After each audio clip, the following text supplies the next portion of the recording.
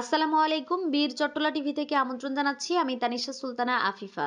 চুয়াডাঙ্গার দর্শনা সীমান্তে বিএসএফ এর গুলিতে শহীদ কৃষক ইব্রাহিম বাবু বাড়িতে। চুয়াডাঙ্গার দর্শনা থানার ঝাঝাডাঙ্গা গ্রামের ইব্রাহিম বাবুর লাশ ইন্ডিয়ার বর্ডার থেকে আজ সকালে এসেছে। এই গ্রামের মানুষের ভাষ্যমতে এখানে বাংলাদেশের মানুষের জীবনের মূল্য নেই, কারণ এখানে প্রায় মাসে দু একটা লাশ বিএসএফ পাঠায়। ২৭ বছরের ইব্রাহিম বাবু ঘাস কিনে রেখেছিল সীমান্তের কাছাকাছি গরুর জন্য। সেই ঘাসই কাটতে গিয়েছিল। ২ বছরের একমাত্র মেয়ে রাইসাকে ঘরে রেখে গিয়েছিল। কিন্তু তরতাজা ইব্রাহিম বাবুকে বিএসএফ প্রথমে পায়ে গুলি করে, পরে রাইফেলের বেনওয়ার্স দিয়ে মাথায় বাড়ি দিয়ে তাকে মেরে ফেলে। একটা জীবন কত মূল্যহীন ওদের কাছে। এনসিপি স্পষ্ট জানিয়ে দিয়েছে, সীমান্তে দিল্লির এই দাদাগিরি আর চলতে দেওয়া যাবে না। আমাদের আরও আপডেট নিউজ পেতে চোখ রাখুন বীর চট্টলা টিভিতে। ফেসবুকে ফলো, ইউটিউবে সাবস্ক্রাইব করুন।